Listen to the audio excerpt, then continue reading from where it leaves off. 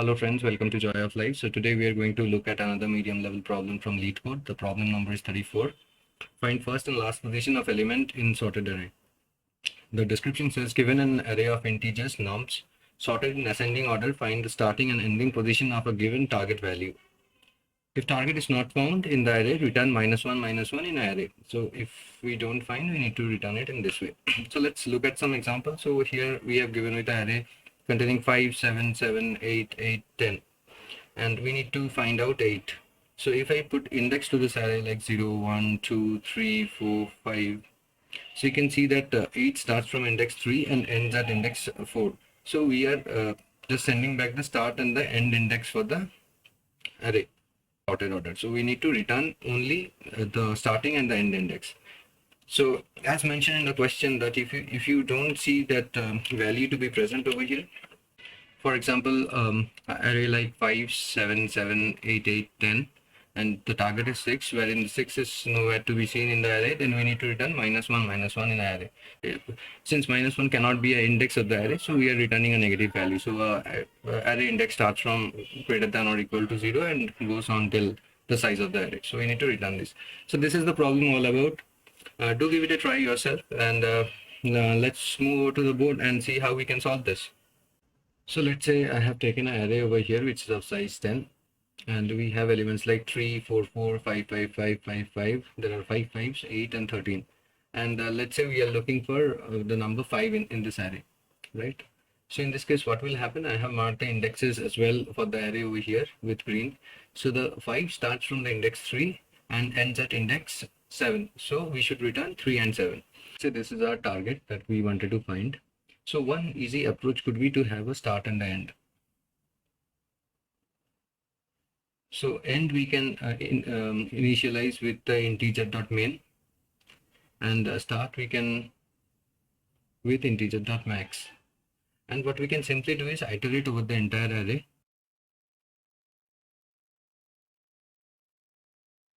And whenever we see that array I, the value at array I is equals to the target that we are looking for,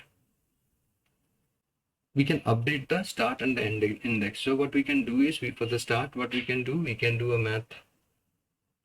math.main between start, and we can do a math.max between end and array I. What will happen is, since we are initialize them with the max integer.max and the min, so here we are putting the minimum value at all the time in this step over here, step number 2. And here at end we have initialized with a minimum value, and we are setting the maximum value. There is a match, and if the match is not found, this will never get inside it. And so once we are out of the array, what we can simply do is, at the end, what we can simply do is we can return with this statement. If the start is still at max, that means this match is never found. So we are returning a -1. Otherwise, what we are returning is the start and end, which will have the correct index. But the only problem with this approach is, if you look at this problem carefully, you will see that you are iterating over the entire array. So this gives us an order of n runtime complexity. But one thing to keep in mind, and this is almost applicable everywhere, I would say, that whenever you are getting an array which is sorted, and you're performing a search on top of it. So if you look at this problem, here also our array is sorted, right? We have the array sorted over here, and what we are looking for is an element in the array. So the best that we should always get almost at all the time is an order of log n runtime complexity. What are we talking about? Is a binary search that we should perform. Since we know here that our search space can be minimized to half at each pass, because what we do in a binary search, we go by the low and the high, and we find the mid of it, right? And from the mid is the decision checkpoint. If mid is not the target element that we are looking for, then either we go left if you're looking for a smaller value, or we go to the right if you're looking for a bigger value. So the best runtime complexity for any array which is sorted and we are performing a search on it should be order of log n. So if you don't find a solution which has an order of log n, that means there is a better solution available to it. Even if you look at this question also, you will see that there is a follow-up to it. Could you write an algorithm with order of log n runtime complexity? So basically the approach says that we should be looking for a binary search but yeah, a vanilla binary search will not work because we are looking for two elements, the starting and the ending of the array, right? So we have to tweak the binary search. It will be the same binary search, but we have to tweak it a little in order to come up with the solution. So let me make some space and let's see how this can be done using order of log n runtime complexity. So let's build our algorithm over here. Let's say we are talking about a function called f, and let's build the algorithm around it. And also we are going to visualize in this space how our algorithm will be depicted in terms of a tree. Okay, so we are talking about a function over here, and the function takes the array and it takes the left and the right. So left and right are nothing but the two indexes. So left and right are nothing but the indexes. So initially what will happen, our function will be called with the array A with 0 and 9. So what 0 and 9 denotes is basically the starting and the end of the array. And what are we looking at this point is also mattered to us is the target. So this is what we are looking for.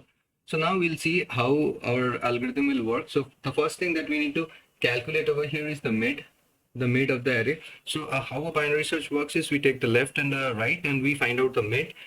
Since the array is sorted, if mid is not equal to the if mid is equal to the element, then we are done, right? And if the mid is lesser, so if the mid is lesser than what we are looking for, then we have to look for something higher. Then we should go to the right, and if not, we should go to the left. So this is how a binary search works.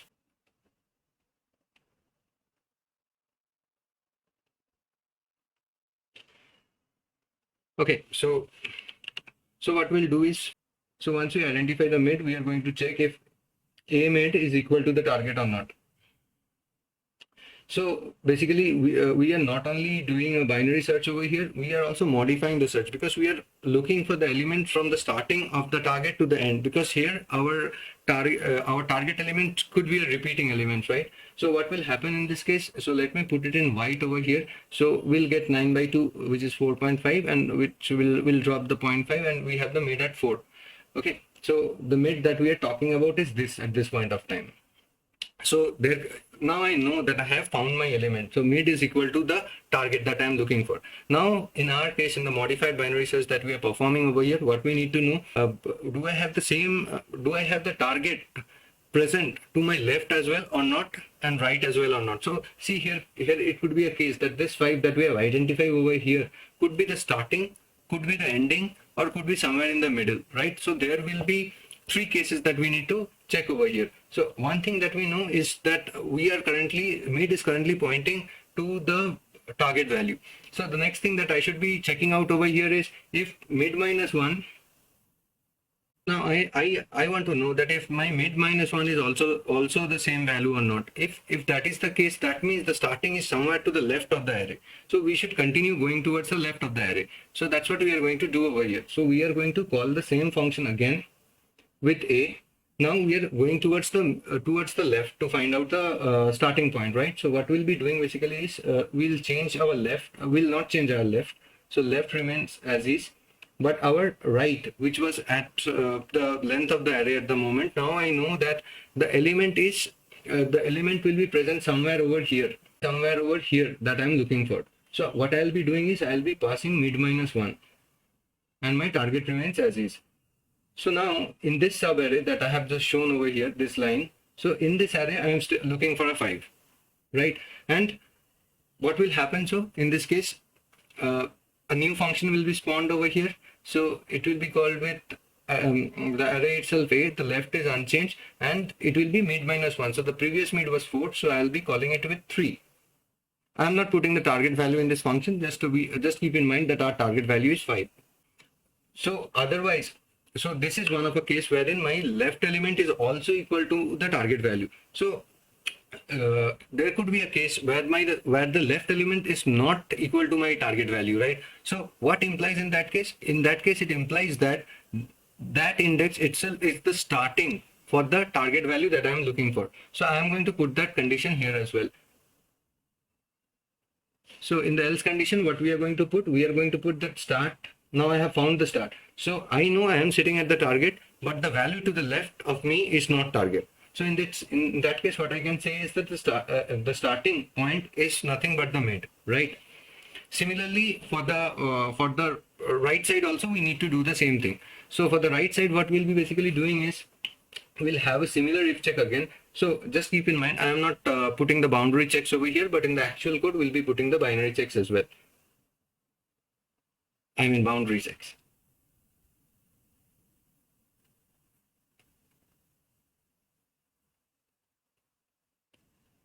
So now what I am doing, I am looking at my left. So I am looking at this value and saying that is this value over here on the next index of the mid, is it the same value as the target value? If it is so, I know this is not the ending position and I need to explore and find out my ending position in that case. So what I'll be doing, basically I'll be calling the same function again, but this time I'm going to modify my left. I'll change my left to mid plus 1. Because now we know this value we know about. So what are we looking for? We are looking for the element in this subarray. So mid is 4, so we'll be starting from 5 and we'll go towards the end of the array. So right will become unchanged and we will have the same target. So once again, if the next element to my right is not the target, is not equal to the target value, that implies that I am now pointing to the last element who's the target value, and that in that case, what are we going to do? In that case, we are going to update our end with the mid value, right? So this is the algorithm, and we'll see how this breaks down over here. So we got our index 0 and 3, right? So what I'll be doing, I'll be finding out the mid. So mid becomes 1. So let me update this. So our left is over here, our right is over here, and our mid is over here. The mid is pointing to a value of 4 and we are looking for a value of 5 over here. So now my mid is not, now this condition is not met, right? This condition is not met. So what are we going to do in that case? We are going to put a check over here. So what we see over here, we see that the mid is less than the target. So what we need to do, we have to go towards the right side of the array in order to find the element. So we are going to explore the right side again. So we are going to call the same function again with a, mid plus 1, right, and target. Right? So what will happen in this case is basically we will start going towards the right side further. So our mid was at 1, so mid plus 1 will be calling it 2 and the 3 remains unchanged. So what happens in this case is we are moving towards the right side. So coming back to this part again, so now what has happened is we are at the index 2 and 3 and we'll calculate the mid based on that, and our mid will be 2. So at the value 2, we still see that we need to go further towards the right. So from here, what will happen is we'll call the same function again with fa33.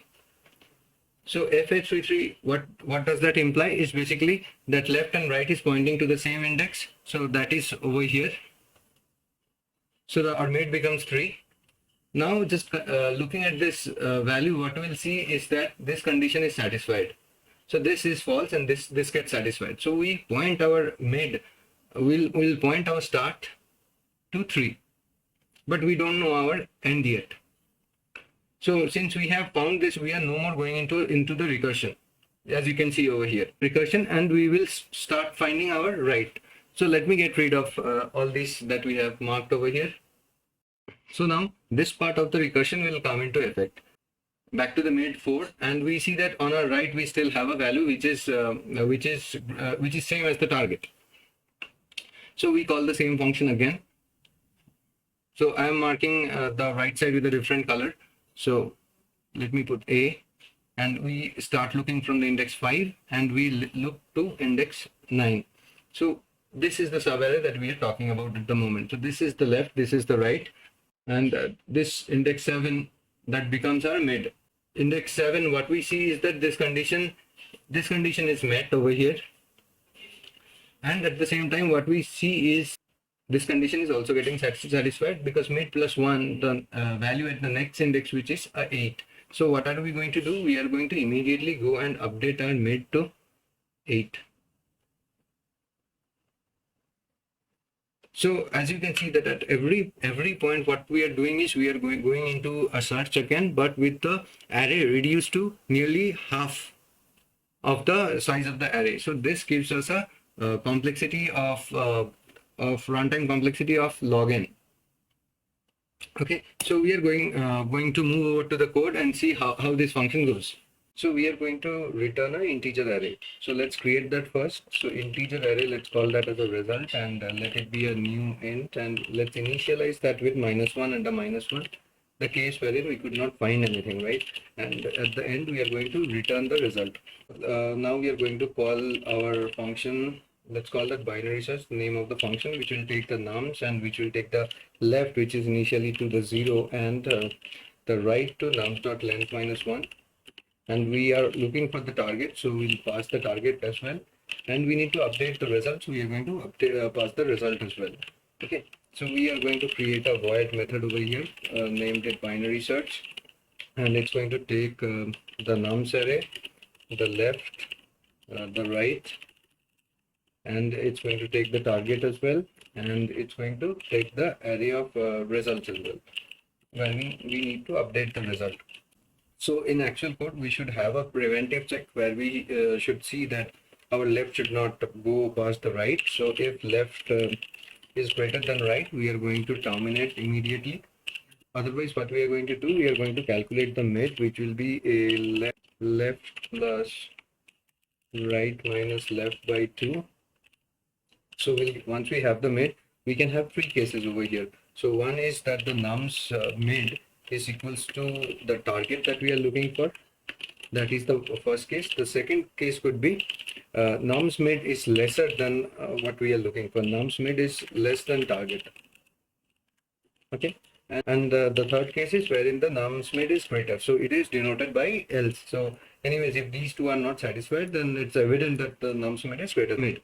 So what are we going to do in all these cases? So in this case, what we should do is when nums mid is less than target, so the element is lesser than the target, right? In that case, what we should be doing is we should be going towards the right, because nums mid is pointing to a lesser value. So the higher value is on my right, so we'll be going towards the right. So we'll call the nums. Since we are going to the right, we'll be doing a mid plus 1, and the right remain as its place. The target and the result is also unchanged. Okay. So this is where we are going towards the right side of the array. And now we are doing a binary search on the left side, because we know we have found a higher value pointed by the mid, and we have to go towards the left in order to get the lower value. So we'll go towards the left, and the right will change to mid plus 1. The target remains the same and the result remains the same. This is, you can say, this is our vanilla binary search. And now we are going to do the modification that we need. So what we are going to do is we have to check the element to our left. So left means mid minus 1. So a preventive check has to be done that mid minus 1 should be greater than or equals to 0. If mid minus 1 is less than or equal to 0, that means we are sitting at the first index. So we should not do a check. So if mid minus 1 is greater than or equals to 0, that means if a legitimate index is present on my left, what we need to check is that nums mid minus 1. If I see that the previous value is also the same value as the target value, in that case, what I need to do, I need to perform a B search again. So what are we saying over here? That nums mid minus 1, the previous value, right? When you say previous value is, we have to go left. So left remains unchanged. The right becomes mid minus 1, and target is same as, it will be same always. Otherwise, if that is not the case, what we know that, yeah, that definitely means either we are standing at the 0th index, or the element to my left is a value different than target, definitely a value smaller than target. So in that case, I know this is the first element. So what we are going to do, we are going to put into the result that we have passed over here, which will eventually be returned here. So we can say that this is nothing but the mid, right? My bad. Okay. And another of the case could be mid plus 1. So again, we have to see that the mid plus 1 is a legitimate index, should be less than nums dot length, and nums mid plus 1 is target. So again, the same check that we are checking that mid plus 1 is a legitimate index, and mid plus 1's value is same as the target. That means we have to continue doing the binary search and we have to go towards the right side now. So we'll be having nums, we'll be setting the left to mid plus 1. We'll be having the right unchanged. We'll be passing the target and we'll be passing the result. Okay, and if that's not the case, that means again mid is pointing either to the last index or mid plus 1 has a different value. In that case, I know result 1 is nothing but the mid. Okay, so let's check this code. I am sure there are so many calculations. I did something wrong. Yes, as expected. Sorry, I missed the if part over here. Typo. I did not pass the result. Minor errors, but errors at the end. Oh, typos will kill me someday.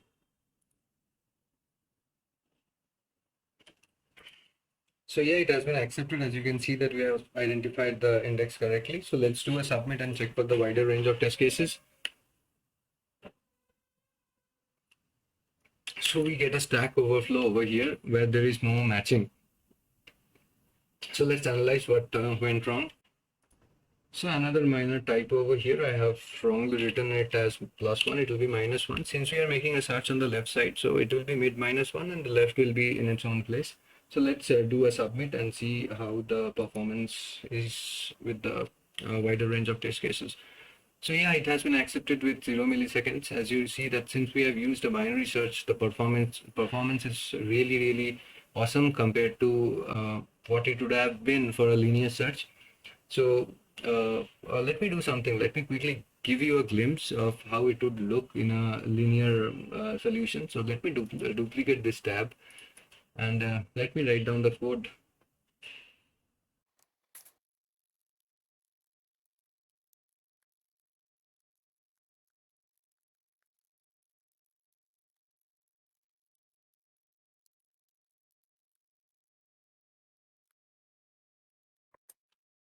So you can see here that on a linear solution, how drastic is the change on the performance. So let me give you a side-by-side comparison of them. So you can see over here that it went down to 16% of all the submission. Though the memory usage is same because we are not using any extra memory. In this case, we are doing a search, but you can see the difference and you can understand how this is making an impact, right? I hope you got the solution that we have discussed over here. Do let me know what you think about the solution. Do give a comment on the video. Hit the like button if you think the solution was helpful and I should be creating more content like this. Please share with your friends as well. Subscribe if you haven't done so and support the channel. And yeah, that's all from this video, and I'll be creating more videos down the line as always. And thank you once again for watching the video and have a great day. See you guys soon again. Bye bye.